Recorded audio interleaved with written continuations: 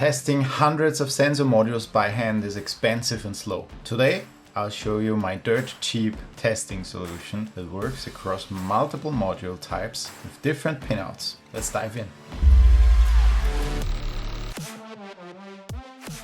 For those new here, hi, my name is Oliver. I'm developing Playdrino Sheep, a modular Power over Ethernet smart home sensor for Home Assistant. And when you're producing these sensors at scale, testing becomes a real challenge. But first, what are these modules and why do we need to test every single one of them? A while ago, I made a sign-up page capturing all of your requirements and wishes. You can find it at playdrino.com/sheep. It's never too late to sign up. Thank you very much for participating. Based on the feedback and the price of certain features, I defined the core functions that every sensor board gets and also additional functions that require additional modules to enhance the sensor's capabilities.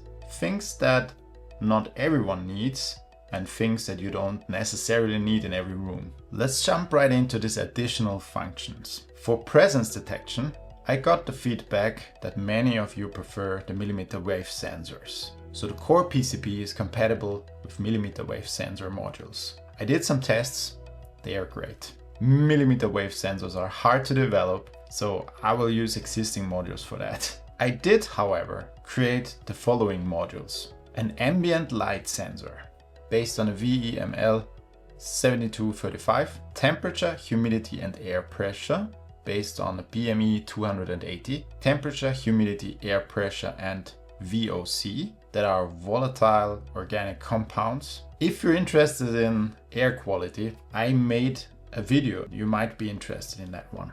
So this VOC enabled module is based on a BME 680, CO2 based on the STCC4 and an infrared matrix sensor. Basically a thermal camera for accurate floor surface temperature measurements. Also presence detection, fire detection, and you can take cool pictures based on the MLX 90640.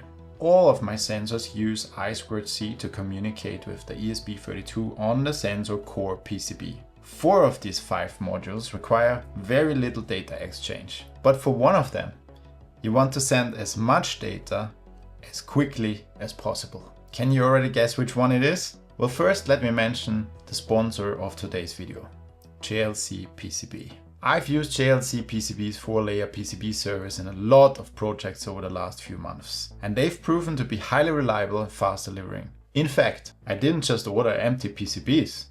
I got assembled boards with components already placed. Their ordering process is straightforward. You get an instant quote for the PCBs and the components if you want them assembled. Now JLCPCB is pushing into higher performance territory with 6-layer boards. Why does this matter? 6-layer boards allow faster and cleaner routing. You don't have to squeeze your signals into 2 or 4 layers, which increases the wiring density by 30 to 50%. That means less time fighting routing constraints and more time actually building your project. The combination with in-pad via technologies ensures high product yield while keeping prices affordable. Better value than traditional 1 to 4 layer boards. This is perfect for high-speed, dense or complex designs. IoT boards, FPGA cores, advanced MCUs, wireless modules, you name it. Now you might be thinking, sure, 6-layer boards are great, but they were expensive. JLCPCB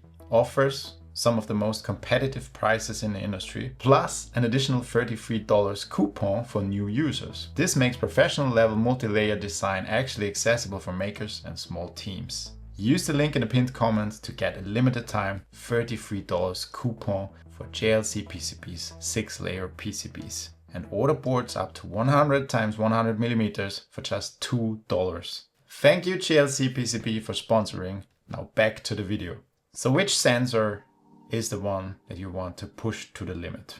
Of course, the infrared matrix sensor. There are some applications where speed doesn't matter too much, but if you want, you can push this sensor to 64 frames per second according to its datasheet. In order to reach these numbers, it allows you to push the I2C bus up to 1 MHz. But most of the other sensors allow a maximum I2C speed of 0.4 MHz. they would effectively slow down the infrared matrix sensor. So I gave the MLX its own dedicated I2C bus and also a different pinout to make sure it will be placed in the right spot. And now that I'm reflecting on this decision, maybe I should have kept the same pinout. Please let me know in the comments what you think. It's not too late to actually change it. Anyway, when producing electronics, it's important to test every single board before you ship it to the customer. Sometimes components are missing, sometimes there are soldering issues and pins aren't connected to the pad, and in rare cases even PCBs can be faulty.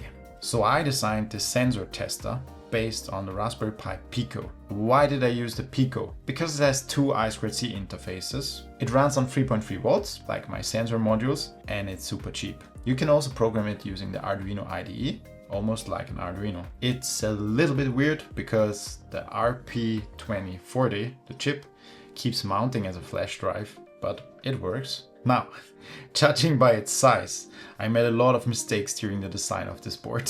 I actually completely forgot about two connections in my schematic. So this signal here should be connected to the Pico, and I totally forgot about it. And this signal here should also be connected to the Pico, and I completely forgot about it. But KiCad didn't warn me. Now if we run the electric rules checker, it didn't warn me. Maybe because I ignored it? Ooh. Yes, because I disabled the test. Great. I also used two different 3.3 power signals because I copied the current sensing circuit from another of my designs. A very bad idea, of course. They won't be connected. Speaking of current sensing circuits, check out the shunt resistor layout. It comes with KiCad. It separates the current flow from the voltage measuring traces like no other layout I saw before. Very nice. The board is completely open source, by the way, with all its errors. You can check it out on GitHub if you're interested. I'll post a link in the description. To keep the test as simple as possible, there are two LEDs on the board. One for pass and one for fault. If no sensor is connected, the fault LED will immediately turn on. Now the Pico continually does the following. Measure the current.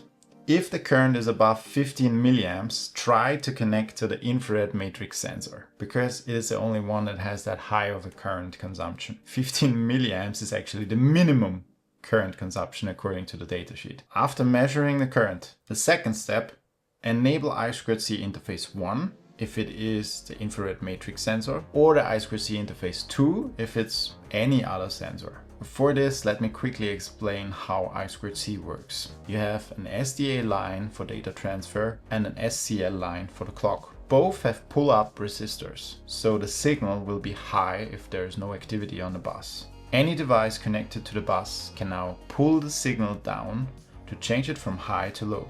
This is a very smart concept because it means if for whatever reason two devices try to access the I2C bus at the very same time, nothing horrible happens. No short circuits, no excess current flow. Just two devices pulling the line to ground at the same time. As soon as one of them releases it, it's able to detect that there is another device on a bus accessing it at the same time.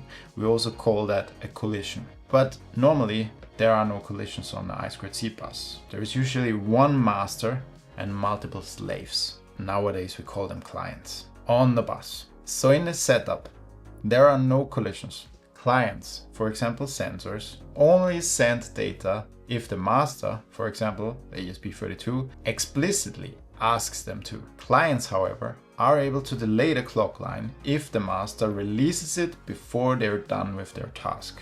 So in this specific case, even in this simple setup, two devices are accessing the bus at the very same time, specifically the clock line. But back to the tester. I already mentioned that the pinout of my modules is different. And I2C relies on hardware inside of the Pico, so specific pins can only serve as SDA or SCL pins. For my setup, however, I need to change the pinout. So my solution was to connect two interfaces to the same sensor connector on different pins with different pinouts and only ever activate one of them. The other one has to act as high impedance input to not interfere.